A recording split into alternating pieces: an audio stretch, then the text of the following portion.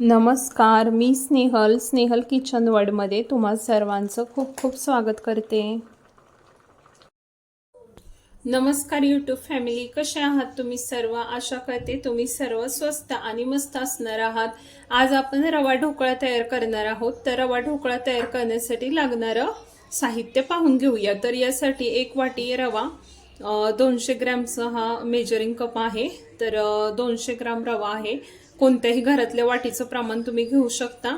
1 वाटी रवा घेतलेला आहे, तर त्यासाठी त्याच वाटीनं अर्धी वाटी दही घ्यायचं आहे। 1 चमचा लिंबाचा रस आणि चवीनुसार मीठ, पाणी इतका तास आपल्याला लागणार आहे साहित्य। तर चला आपण रेसिपीला सुरुवात करूयात।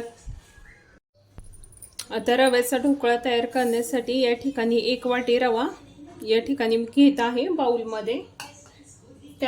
या ठिकाणी आपण जो रवा घेतलेला आहे तर तो बारीक रवा आहे। जर तुमच्याकडे रवा मोठा असेल तर तुम्ही मिक्सर मध्ये बारीक करून घेतलात तरी चालू शकता।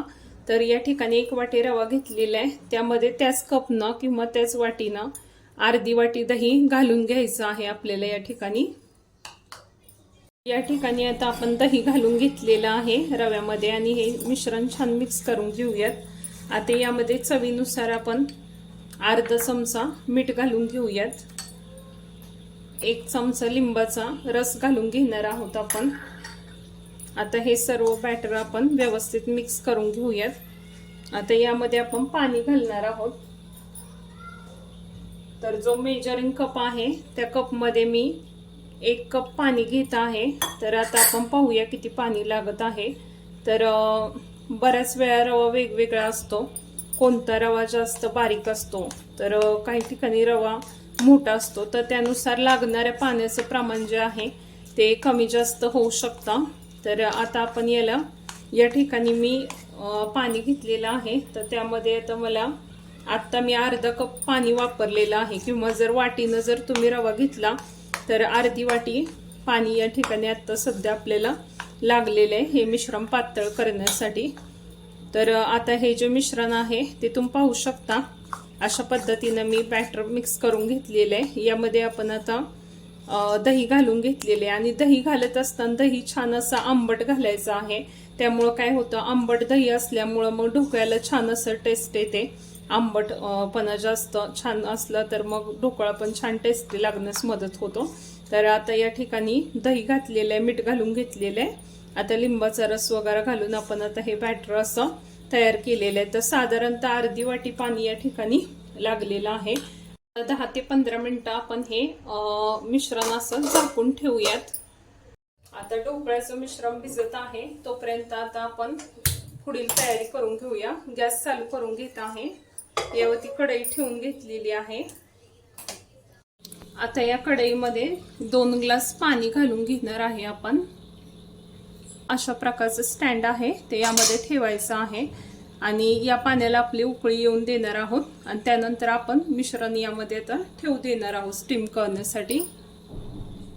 या ठिकाणी असा एक मी केकचा टिन घेतलेला आहे। जर तुमच्याकडे असं कोणतंही भांड नसेल तर तुम्ही घरातील कुकरचा डबा आपण जो वरण भात करतो त्यामध्ये तो देखील घेऊ शकता। तर आता आपण यामध्ये मिश्रण ओतून आपण स्टीम करण्यासाठी ठेवणार आहोत। तर या ठिकाणी याला थोडंसं तेल लावून घ्यायचं असेल तर तेल लावून घ्यायचं आहे। तर काय होतं, आपला जो ढोकळा आहे तो बॅटर आपण यामध्ये ओतल्यानंतर व्यवस्थित पुन्हा डिमोल्ड व्हावा यासाठी आपण याला असं आतून ऑइल लावून घेणार आहोत। जर तुमच्याकडे जर बटर पेपर वगैरे असेल तर तोही तुम्ही लावला तरी चालू शकता। तर अशा पद्धतीनं तेलाने याला मी ग्रीस करून घेतलेलं आहे। तर आता आपलं कढईतलं पाणी देखील छान गरम झालेलं आहे। तर आता आपण आपलं मिश्रण कसं झालंय ते पाहून घेऊया। आता साधारण 10 मिनिटं झालेली आहेत। 10 ते 15 मिनिटांनंतर आपलं जे ढोकळ्याचं मिश्रण आहे ते अशा पद्धतीने थोडंसं आता घट्ट झालेलं आहे। तर आता आपण हे मिश्रण जे आहे ते व्यवस्थित असं मिक्स करून घेऊयात। तर या ठिकाणी तुम्ही पाहू शकता लेमन फ्लेवरचा इनोचा पॅकेट घेतलेला आहे। तर आपला ढोकळा जो आहे तो छान असा जाळीदार व्हावा यासाठी 1 चमचा इनो जे आहे ते आपण फ्रूट सॉल्ट यामध्ये घालून घेणार आहोत। आता मी यामध्ये इनो जे आहे यामध्ये पूर्ण पॅकेट 1 चमचा इनो असतो यामध्ये तर पूर्ण 1 चमचा आपण यामध्ये घालू शकतो. जर तुमच्याकडे इनो नसेल तर तुम्ही अर्धा चमचा सोडा जो असतो आपल्या घरामध्ये बेकिंग सोडा तो वापरला तरी चालू शकेल. तर आता आपण या मिश्रणामध्ये इनो घातलेला आहे. तर आता जो हा इनो घातलेला आहे तो ॲक्टिव्ह करून घेण्यासाठी मी या ठिकाणी अगदी 1 चमचा जो आहे ते पाणी यामध्ये मिश्रणामध्ये घालून घेते. आणि आता हे मिश्रण जे आहे ते आपण इनो घातल्यानंतर आपल्याला हे मिश्रण एकाच डायरेक्शनमध्ये एकसारखं फेटून घ्यायचे. यामुळे काय होतं आपण जो इनो घातलेला आहे तो सगळीकडे असं एकसारखा मिश्रणामध्ये मिक्स करून घ्यायचा आहे. आणि ही जी प्रोसेस आहे ती आपल्याला जर आता भरभर करायची. इनो घातल्यानंतर आपल्याला लगेचच याला स्टीम करायला ठेवायचं असतं. तर आता तुम्ही पाहू शकता कन्सिस्टन्सी जास्त पातळ ही बॅटर आपल्याला बनवायचं नाही. रवा इडली करण्यासाठी जसं बॅटर असतं आपण जे नेहमी इडली वगैरे करतो तर त्यापेक्षा थोडंसं असं घट्ट आहे हे बॅटर. तर अशा पद्धतीने इनो घालून घेतलेला आहे यामध्ये. आता या ठिकाणी तेल लावलेला आपला डबा जो आहे तो घेतलेला आहे. आता त्यामध्ये हे जे मिश्रण आहे ते घालून घेणार आहे मी या ठिकाणी.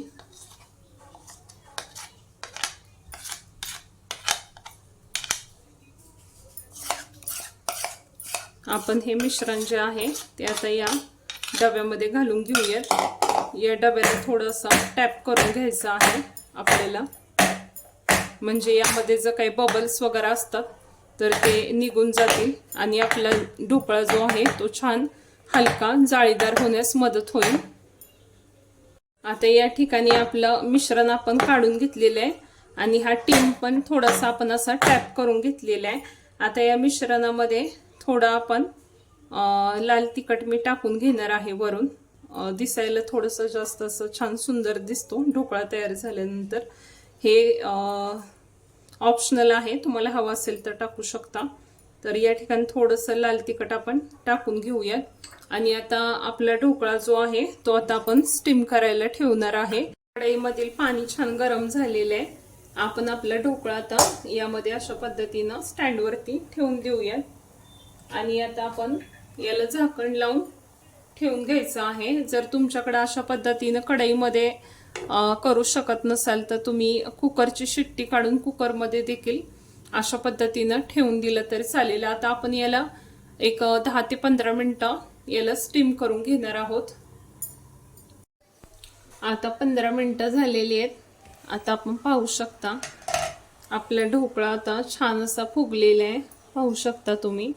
आता गॅसची फ्लेम बंद करून घेते मी.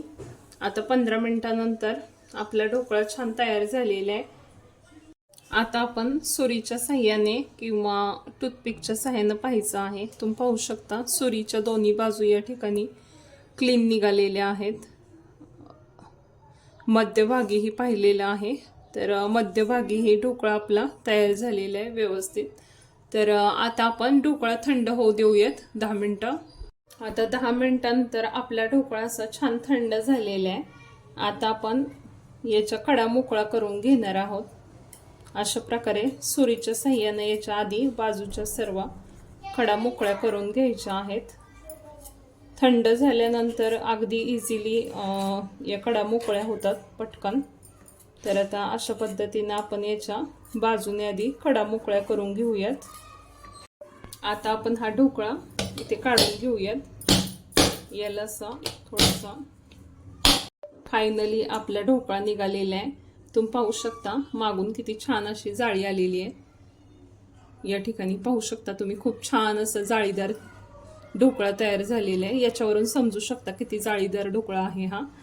तर या ठिकाणी थोडंसं मागून पुश केल्यानंतर आता निघालेलं आहे. आणि भांडं देखील अगदी क्लीन निघालेलं आहे. या ठिकाणी तेल लावल्यामुळं आपला जास्त ढोकळा चिकटून बसलेला नाही. तर आता आपण याला फोडणी करून घेऊयात. आता आपण या ताटामध्ये हा ढोकळा ठेवून घेऊयात. आता या ठिकाणी सुरीला तेल लावून घेणार आहे मी. तर असं केल्यानं काय होतं, सुरीला तेल लावल्यामुळं ढोकळ्याचं जे मिश्रण आहे ते कट करताना सुरीला चिटकत नाही. तर आता आपण ढोकळा कट करून घेऊयात. आपण याला छान असं चौकोनी आकारामध्ये जसं बाजारात मिळतो तशा पद्धतीनं आता आपण याला कट करून घेणार आहोत. अशा पद्धतीने आपण याचे चौकोनी काप करून घ्यायचे आहेत. सुरीला तेल लावून घेतलेलं आहे आणि अगदी छान असा ढोकळा आपला थंड झालेला आहे, त्यामुळे आता व्यवस्थित कट करायला देखील काहीच अडचण येत नाही आहे. तर अशा पद्धतीने ढोकळा कट करूया. आता उभ्या घेतलेले काप करून आता आडव्या पद्धतीने आपण आता थोडंसं कट करून घेऊयात. उभे काप केले. आता अशा पद्धतीने तुम्ही पाहू शकता खूप छान असा ढोकळा या ठिकाणी तयार झालेला आहे. आता आपण याला लगेचच फोडणी देऊन घेणार आहोत. आता फोडणी देण्यासाठी 1 चमचा तेल घेतलेला आहे. आता तेलामध्ये सर्वप्रथम आपण मोहरी घालून घेऊयात, अर्धा चमचा. यानंतर आपण हिरव्या मिरचीचे काप घालून घेऊयात. कढीपत्ता घालून घेणार आहोत.